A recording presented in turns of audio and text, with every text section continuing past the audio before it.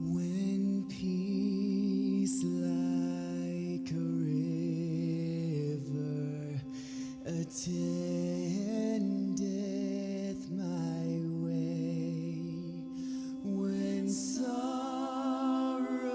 like sea billows roll, whatever my lot, thou hast taught me to say, it is well with my soul. But Lord, 'tis for thee, for thy coming we wait. The sky, not the grave, is our goal. To the sky, O trump of the angel, O voice of the Lord, blessed hope, blessed rest of my soul. It is well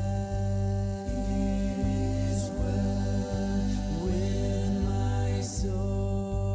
With my soul, it is well with my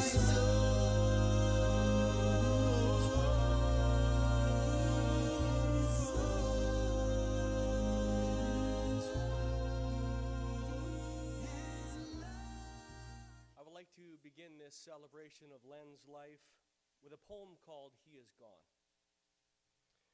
You can shed tears that he is gone, or you can smile because he lived. You can close your eyes and pray that he'll come back, or you can open your eyes and see all that he has left. Your heart can be empty because you can't see him, or you can be full of the love that you all shared. You can turn your back on tomorrow and live yesterday, or you can be happy for tomorrow because of yesterday. You can remember him and only that he is gone, or you can cherish his memory and let it live on. You can cry and close your mind, be empty and turn your back, or you can do what he would want. Smile, open your eyes, love, and go on. Thank you all for coming here today. And we've come today together in this room as family and friends to remember Lenard Moorman, a man who will be dearly missed by all those who knew him. Each and every one of you in this room. And for those folks that have joined us on our live stream here today as well.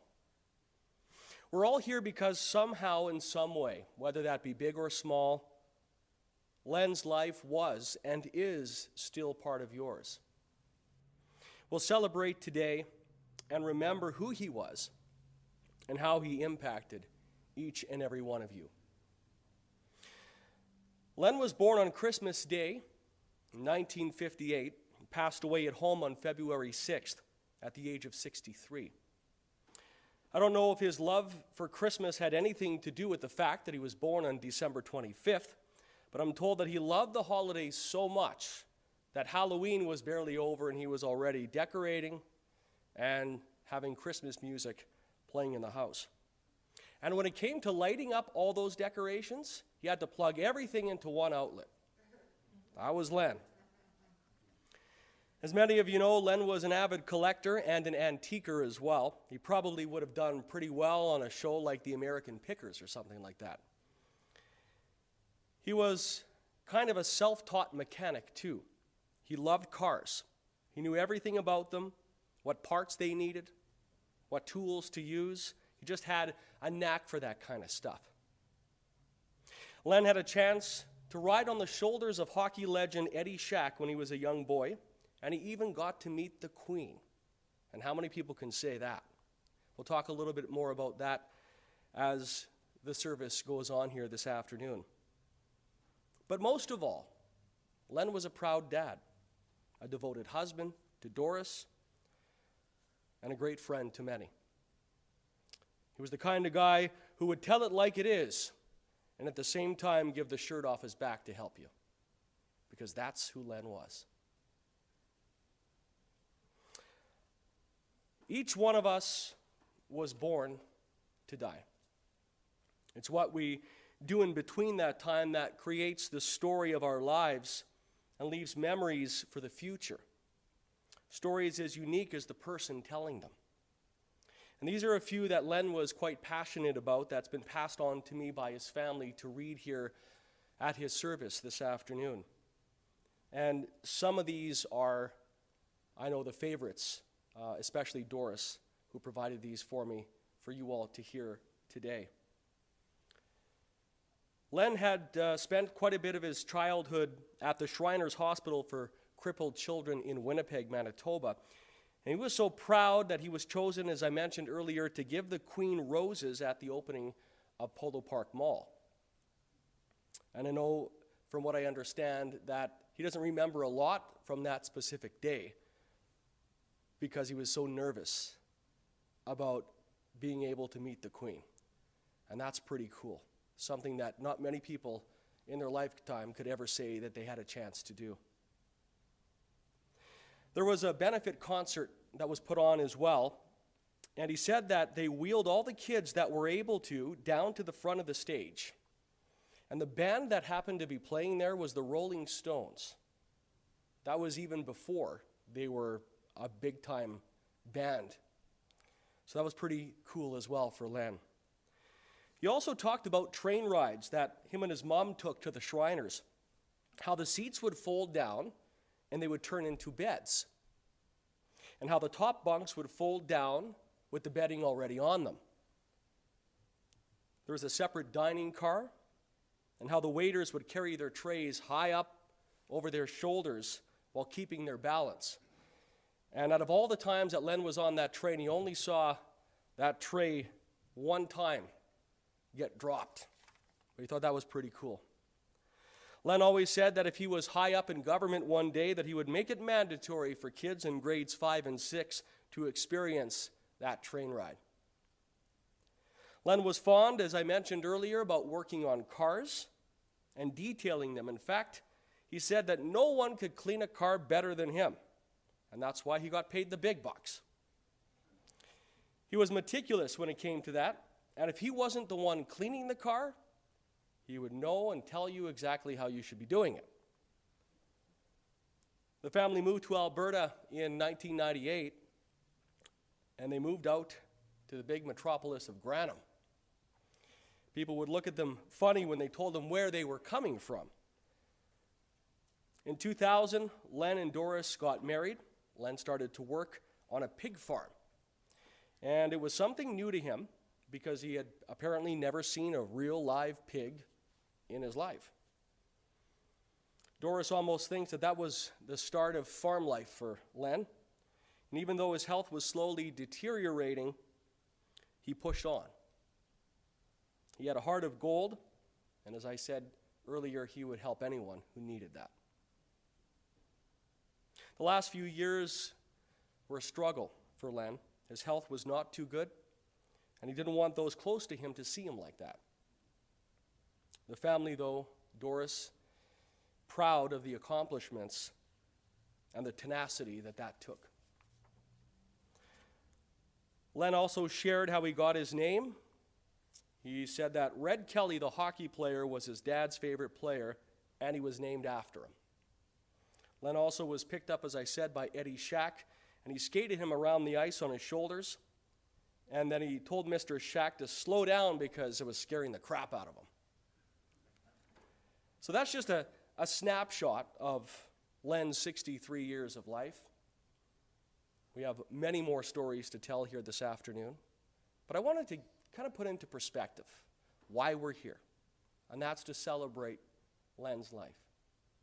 And whether that be with a group of 25 or 30 people like we have here today, or whether we have 200 people, it doesn't matter.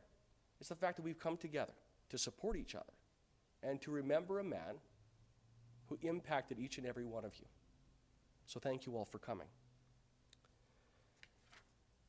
And now to expand on Len's life, no one better to speak about him than people who knew him best.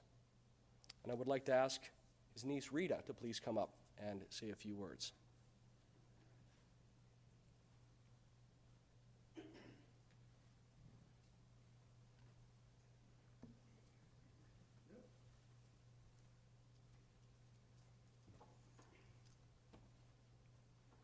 Hi. Uncle Len was my uncle. So Uncle Len was born in 1958. He was 3 months premature, and he weighed under 2 pounds. This resulted in the severe leg problems he had from birth. Shriners Hospital was very important in his early years and is credited with his ability to walk. One of the highlights of his youth, as mentioned, was that he skated with Eddie Shack, a famous Maple Leaf hockey player. Uncle Len also loved going to Stampede Wrestling on Friday nights with his nephew Dave in Calgary.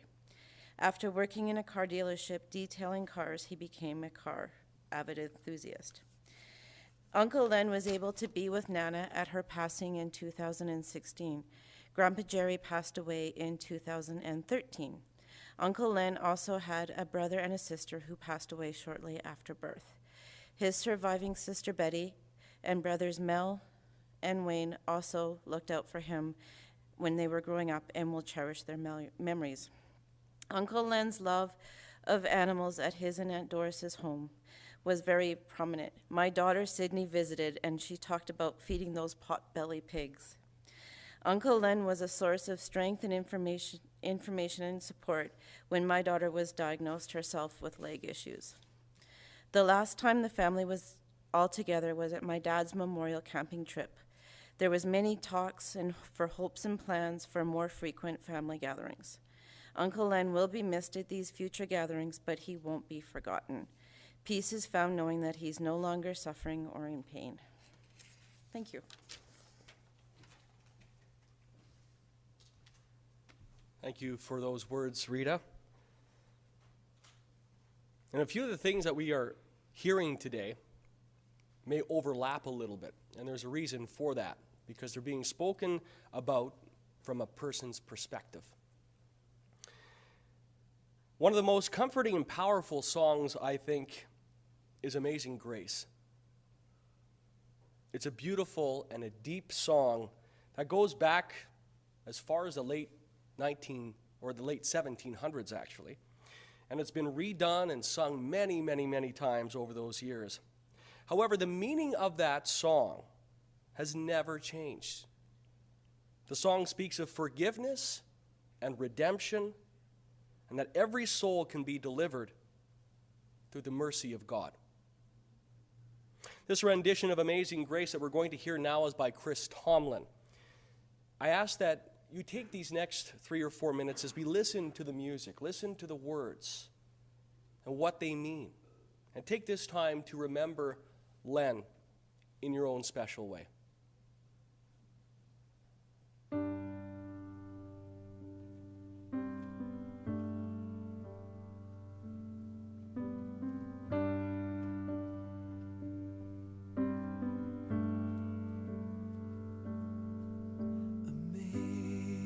Amazing grace, how sweet the sound that saved a wretch like me. I once was lost, but now I'm found. Was blind, but now I see. 'Twas grace that taught my heart to fear, and grace my fears relieved. How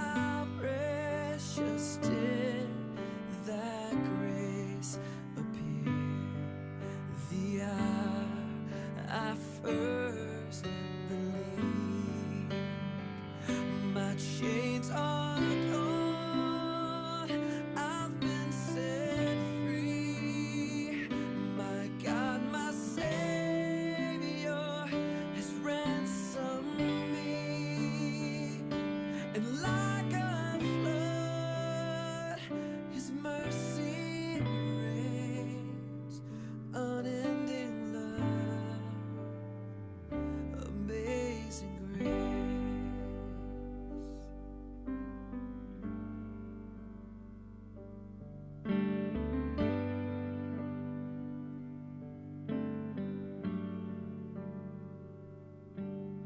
The Lord has promised good to me. His word, my hope secures. He will my shield and portion be, as long as life endures. My chains are gone, I've been set free. My God, my Savior has ransomed me. And like a flood, His mercy reigns, unending love, amazing grace. My chains are gone, I've been set free. My God, my Savior has ransomed me. And like a flood, His mercy reigns, unending love, amazing grace.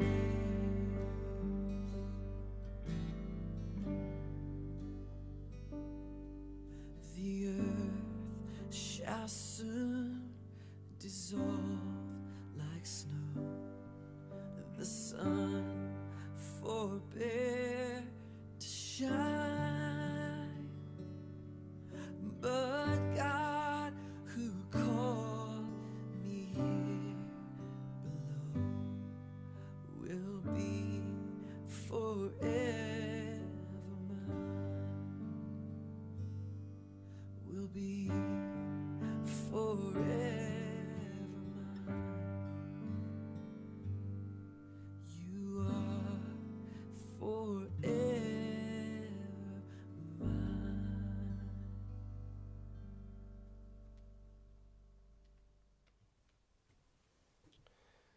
In just a few minutes, we'll give an opportunity if anyone in the room here would like to come up and share a few words or memories in regards to Len's life or your friendship with him. We'll give you an opportunity to do so in a few moments. I'm going to speak a little bit about Len's married life with Doris. She asked me if I would, on her behalf, read a few things that were prepared about their life together. Doris met Len in Abbotsford, BC in 1991. He used to go down to Mill Lake, she says, on his lunch breaks and polish his car, take his dog for a run, and just sit and relax and chill. Rain or shine, he was there sometimes. He had a buddy along with him as well. And one rainy day, Len came down to Mill Lake. He had his buddy with him, and of course the dog was with him as well. Len had said to his buddy, "Look at that crazy chick. She's fishing in the rain." And they had a good laugh about that, but little did Len know that that crazy chick would turn out to be his future wife. That same year on Remembrance Day, he almost got run over in a crosswalk by a police officer who had his sirens blaring and his lights flashing. He pulled an illegal U-turn. He was speeding at the same time as well. As Doris says, she was pregnant at that time with Lenny. So every year since, it's been a Remembrance Day reminder of just how they could have been millionaires. The day that Lenny was born, he was not feeling too good. He had a few drinks, Doris said, the night before. He was pretty hungover the next day. So when Doris asked Len to take her to the hospital because she was in labor, he just kept saying, Well, at least if I get sick, I'm at the hospital already anyway. She just laughed at him and said that, oh, you'll be fine. The doctor asked the nurse if he had time to change into a gown. She said no. And then he heard those 3 words, "It's a boy." And of course, Len had to double check to make sure that it was a boy, because it was April Fool's Day after all, and in doing so, can't unsee what he saw. I'm sure the moms in the room, as Doris says, know exactly what she's referring to. She thought that was hilarious, but Len didn't see it that way. Len didn't think that was overly that funny. Being a parent was new to Len, and a challenge that both him and Doris did together. And he was so proud of that fact that they were able to parent together. He used to take walks with Lenny to 7-Eleven every day just to get some fresh air and exercise while Doris was at work, and then push Lenny in the stroller and head back home. Lenard used to help Doris on the chicken farm collecting eggs. This is a good story. Doris used to have to go through what he collected to make sure that the points were down on the eggs, which he kept saying they were, but they weren't. And with a little bit of practice, he realized that the egg will automatically turn in your hand so the point is actually facing down. Sounds crazy, but it's true. Over 60,000 eggs a day. As Doris said, this is all her words, it wasn't a yoking matter. Different yokes for different folks. It was extenuating work. Puns and more puns. Both Doris and Len moved to Penticton, BC. That's where Lenny started preschool there, graduated, and then advanced on to Queen's Park Elementary. Lenard also went to Queen's Park and would often tell Doris how the BC Lions would do their training camp in the field right across from the school. And one of the teachers, Mr. Winstanley, would let the whole class watch them out the classroom window. Len also shared with Doris several times that he was the smallest baby ever born in Penticton, BC. And this is an interesting story because back in those days, when someone who was born weighing 1 pound, 3 ounces, the survival rate was rarely, very, very low. So he defied some big-time odds when he was a young child. Len told her that his father would put him in his suit pocket. That's how small he was. Can you believe that? That at his granny's house, he would sleep in a shoebox in the drawer in the nightstand. It was so cool, she says, when Len would share stories like that, the resiliency of survival, and doing it without the medical advancements that we have today. That's pretty awesome.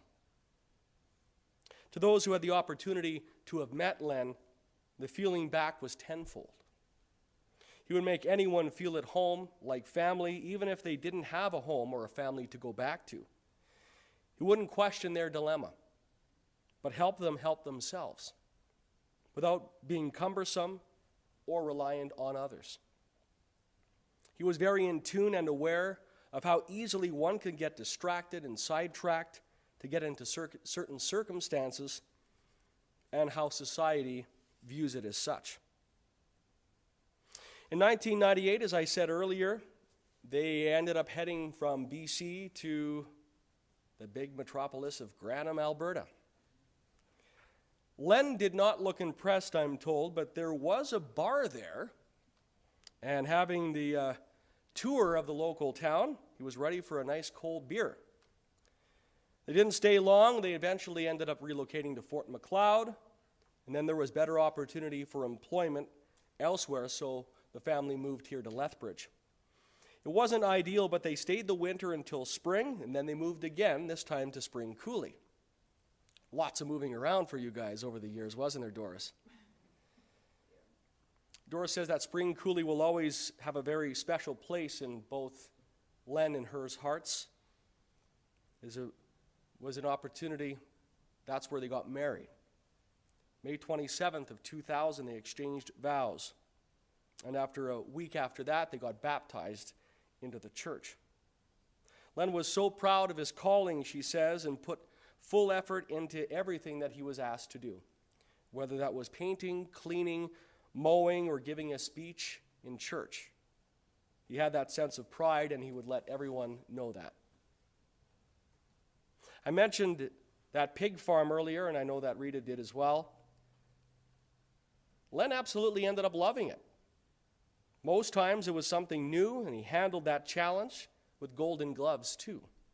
Ultimately, this was the turning point, though, for the future of Len's health. Something that wasn't thought of at the time. Len's motto, living in the moment, shining bright. I think that's something that maybe we can all kind of hold in our own minds and hearts after we leave here today. That's a pretty good motto to live by. Live in the moment, shine bright. Due to declining health, Len and Doris ended up finding an acreage just outside of Lethbridge here, far enough out of town, but still close enough where he could work at his own pace and at his own time as well. Their neighbor Lloyd would come down faithfully every morning. He would come for coffee, but he wouldn't come Saturdays. From what I understand, Lloyd had something else to do on Saturdays. I've heard that story a few times. But it was something that Len looked forward to. And I know that Lloyd, they say thank you for that. In fact, they say, love you, old man. That's what she wrote. And I know that comes right from her heart. Lloyd and Len would brainstorm together, would spend time together. That's important to have those types of friends. So thank you, Lloyd, for being there for him. Len also made many friends along his journey in life. He treasured every moment that he spent with people. He was a storyteller. He could make it feel like you were right there as part of his stories as he told them. Each and every one of us here today, as diverse as we all are gathered together as we celebrate Len Moorman's life. He's been made whole in the eyes of the Lord Jesus Christ and will dwell in his house forever. Thank you, Doris, for providing some insight on the life that you shared with him. As you all know, Len, you know him in your own way, whether that be as a sibling, whether that be as a husband, a dad, whatever the case might be. Your relationships with him were different. They could be the same as well. But every little bit of information that we all have, and we retain throughout different relationships that we have with the same people. So thank you, Doris, for giving us that insight. Let us continue to reflect spiritually for just a few moments, and let's ask for God's blessing upon Len's family and friends and everyone here as we gather in his memory. God, we are gathered here today to celebrate the life of our departed loved one, Lenard Moorman.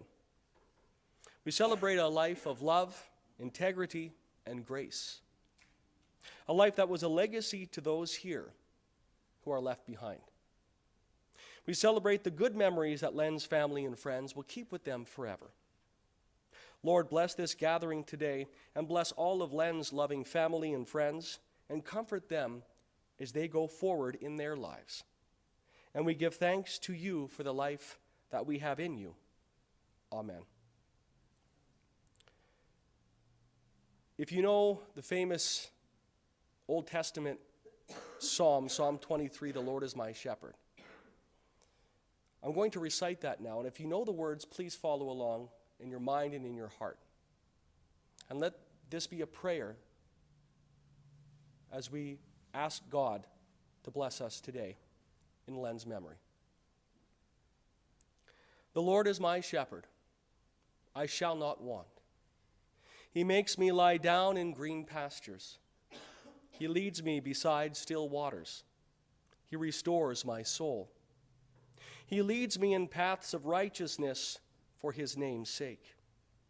Even though I walk through the valley of the shadow of death, I will fear no evil.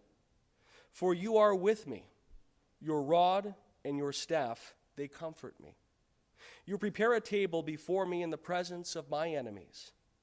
You anoint my head with oil. My cup overflows. Surely goodness and mercy shall follow me all the days of my life, and I shall dwell in the house of the Lord forever. As I spoke a few minutes ago, before we heard the song Amazing Grace, I talked about the importance of song when it comes to remembering, reminiscing, helping us through times like this when we lose someone. But the impact of that music can even be so much more powerful when we add pictures to that music.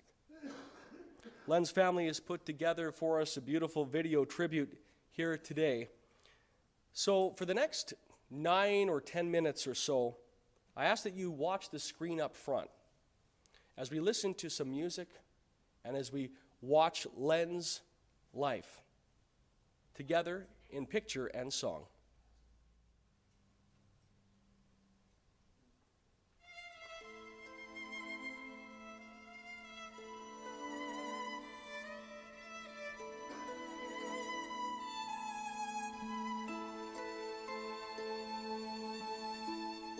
If came the hour, if came the day, if came the year when you went away, how could I live? I'd surely die. What would life be if you said goodbye? How would I laugh? How could I love? Could I believe in a God above?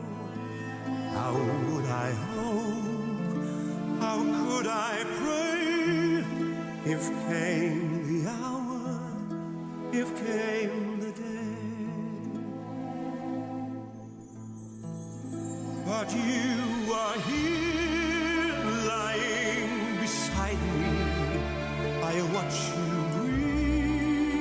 each rise and fall.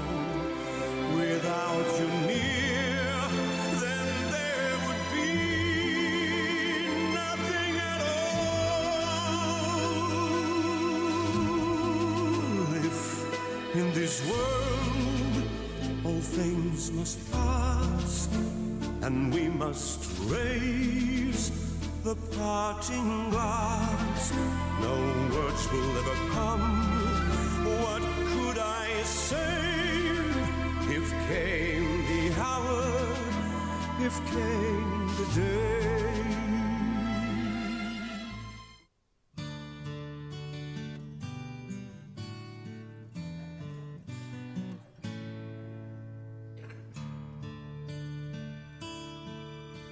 I always thought you were the best. I guess I always will.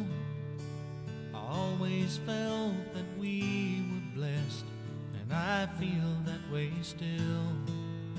Sometimes we took the hard road, but we always saw it through. If I had only one friend left, I'd want it to be you. Sometimes the world was on our side. Sometimes it wasn't fair. Sometimes it gave a helping hand. Sometimes we didn't care. 'Cause when we were together, it made the dream come true. If I had only one friend left, I'd want it to be you. Someone who understands me, knows me inside out, and helps keep me together, and believes without a doubt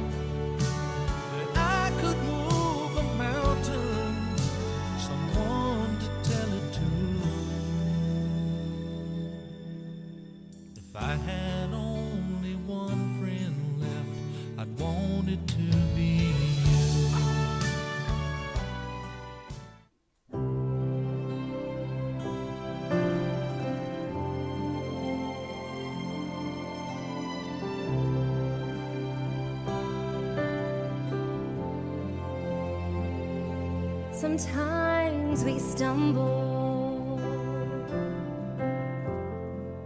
sometimes we even fall, and we can't find a friend, can't comprehend it all, and we are lost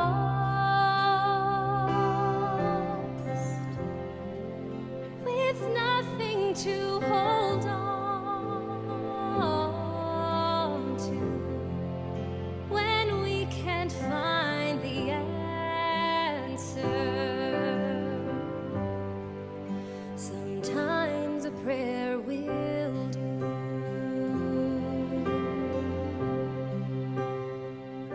And though we wander,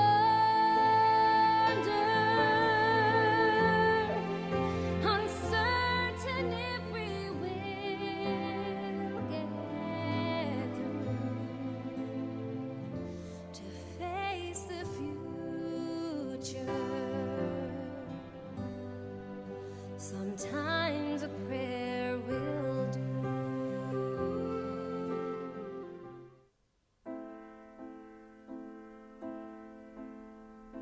So many nights I'd sit by my window, waiting for someone to sing me his song. So many dreams I kept deep inside me, alone in the dark. But now you've come along, and you light up my life. You give me hope to carry on. You light up my days and fill my nights with song. Rolling at sea, adrift on the water. Could it be finally I'm turning for home? Finally a chance to say, hey, I love you. Never again to be all alone with you. Light up my life. You give me hope to carry on. You light up my days and fill my nights with song.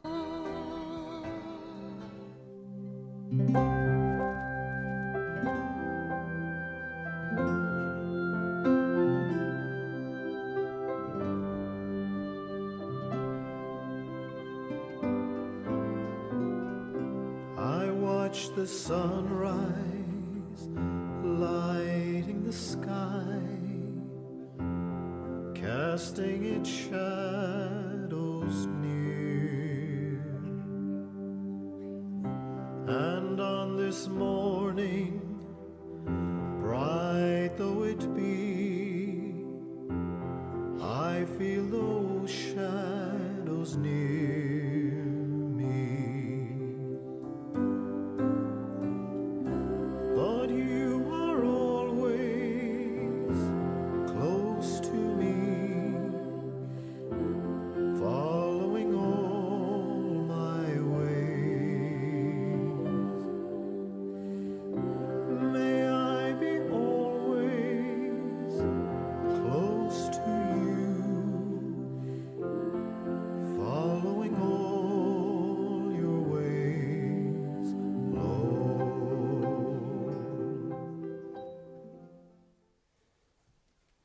some epic snowstorms out of your place, wasn't there? Wow. I don't know how you ever got out of that driveway.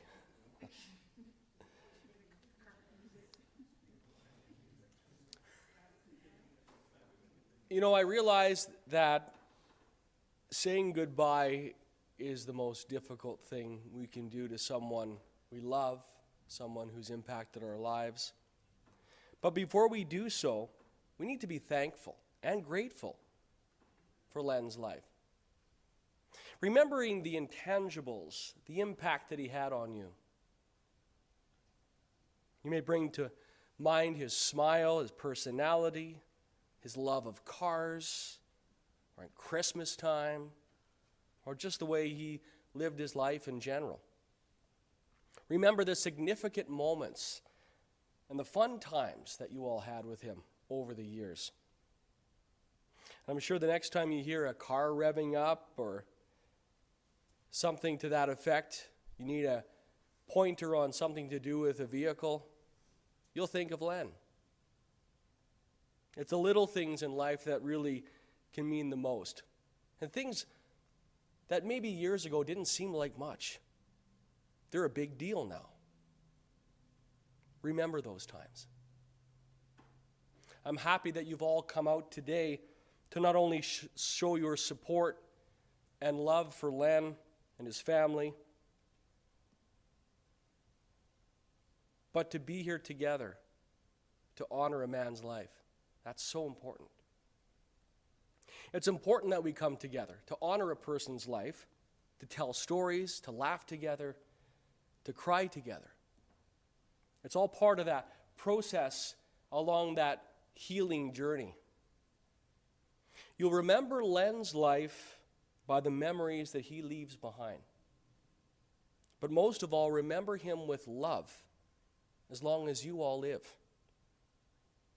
Those of us who feel deeply, we also grieve deeply. There's no philosophy or religion that ever taught anyone to prevent these natural reactions that come from within our hearts. We all grieve differently. You need to grieve in your own way. There's no wrong way or right way. It's whatever fits you as an individual. Remember that grief doesn't end, but it changes. It's a passage. It's not a place for us to stay. Grief is not a sign of weakness or a lack of faith either. But that's the price that we pay for loving someone. You know, we come into this world with nothing and we leave with nothing. But it's the memories that we leave behind with our family and our friends. That, I think, really is the mark of our life success. Nothing can take away the joy and the friendship that you all shared with Len over his 63 years on this earth. And today we give thanks. We give thanks for Len's life, for his many years of love and friendship and memories. And as we leave here today, take those memories and hold them close. Following this celebration of life, you're all invited to stay here for a little while longer to have some coffee and juice and sandwiches, homemade sandwiches, thanks to Nicole, and visit with Len's family here in our reception room at Cornerstone and further celebrate his life. Continue to tell those stories and remember Len here today. Can I ask you all to please stand for our closing words? I would like to close this celebration of life with some words of gratitude. Today we say thank you to Len. Thank you for all the good times. Thank you for your hard work, and thank you for your love and your laughter over the years. And just thank you for being the person you are. With great respect, we bid Len this final farewell. Len, continue your journey with the love of everyone in this room. Be reunited with family and friends gone before you. You will live on in the hearts and the minds of everyone you touched. May you leave lasting and loving memories of your life with all, and may you rest in peace.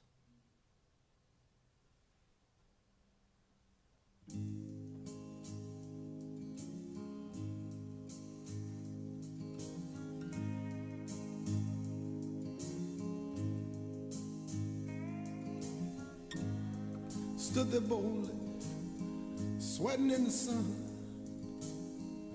Felt like a million, felt like number one.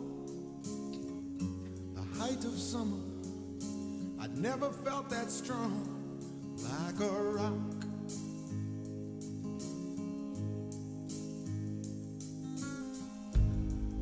I was 18, didn't have a care,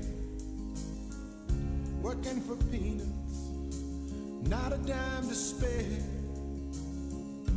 But I was leaning, solid everywhere, like a rock.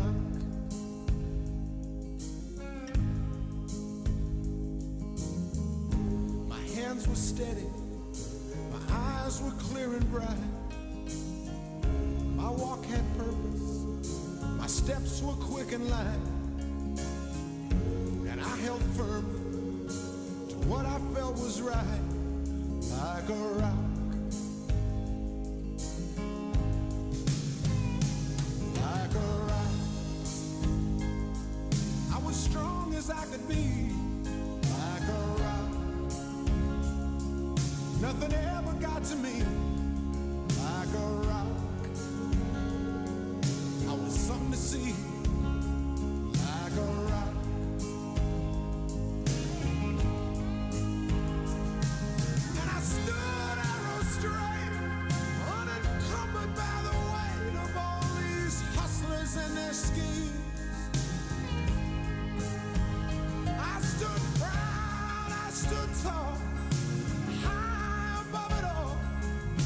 Still believed in my dreams.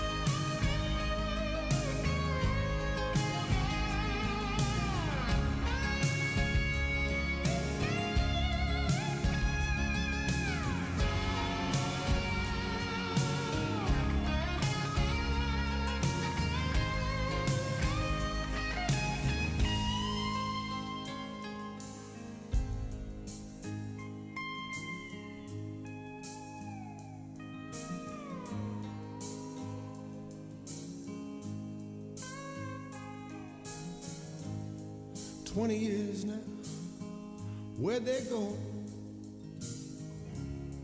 20 years, I don't know. I sit and I wonder sometimes where they've gone.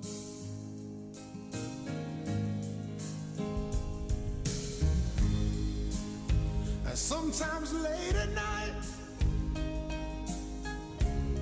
oh, when I'm bathed in the firelight, the moon comes calling a ghostly white, and I recall